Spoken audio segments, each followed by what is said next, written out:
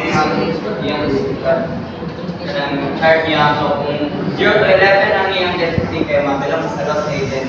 If more than 45 na ang density niya ay sa lossless na siya. So for example, 70 PCP MPL guys, sa loss rate siya mabilang sa 18 na. So calculating density is calculated by the following equation. D is equal to PP over S. D is the density, which is PC per mile per day. Then PP is flow rate, passenger cars per hour per day. And N is average passenger car speed in miles per hour. So actually, dili naman na pag-niagay sa contact. Ito naman ako ang density. Pero para ma-appreciate na ito itong formula kay nagkakag na lang po example na mag-appeal na po siya o kagkatao determining the LOS, which is next reporter na lang na siya pero hindi mo magpasakta na density kung hindi mo mag-get. So, ang existing freeway has the following characteristics na siya 8 lanes, scarce flow of 4,000 vehicles per hour. Truck make up 8% and RV 2% of the flow. 12 lane means interchange density is less than 0.5 miles. Obstruction within 4 feet of the outside edges of the freeway and PHF is 0.5. We are interested in calculating the existing LOS and density as well as the maximum. Okay, so dili na kailangan siya i-discuss, but give you just a recap sa level of service.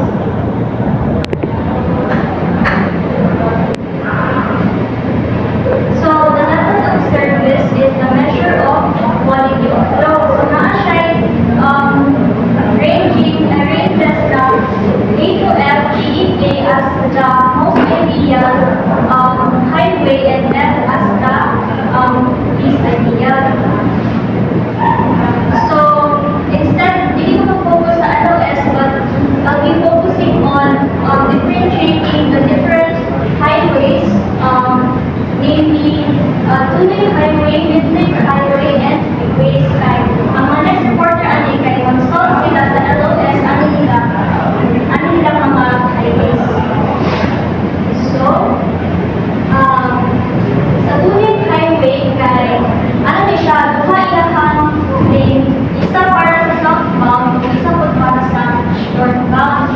Ang multi-lane naman is 2 or more siya. Tapos sa ano naman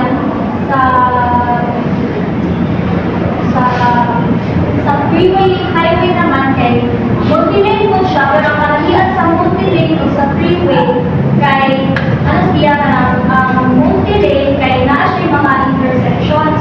Ang freeway kay dili ka basta-basta dali makasulod dito na siya specific entrance o exit point. Tapos sa access control naman sa two-lane highway mas daghan jud siya intersections, so daghan siya traffic lights, daghan siya og ganang disturbance gani. Sa multi-lane naman kay medyo daghan niya ang intersection. Sa ano naman sa freeway is wala dito siya na siya specific na entry o ganang exit point. Then sa flow type naman and anti-traffic problem.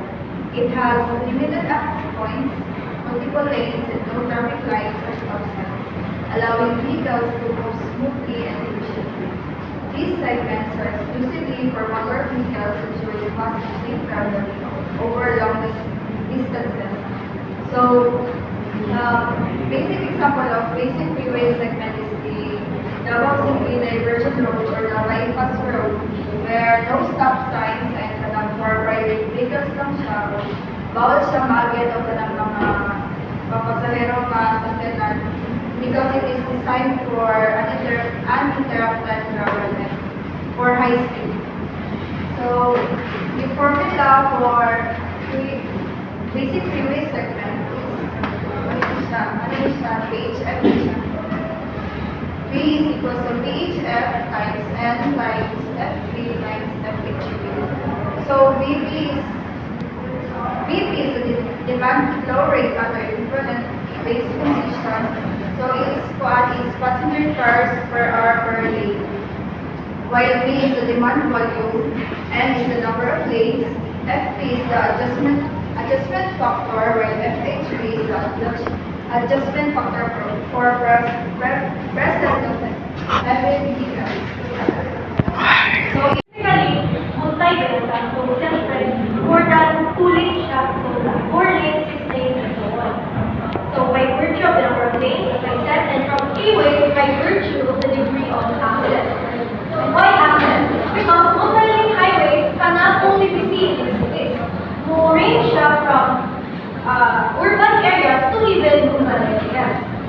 So, this span the range between freeway-like conditions, supported access to urban safe conditions, with frequent traffic control intersections. As you can see there in the picture, dapat yung multi-lane. So, that is one of its pros.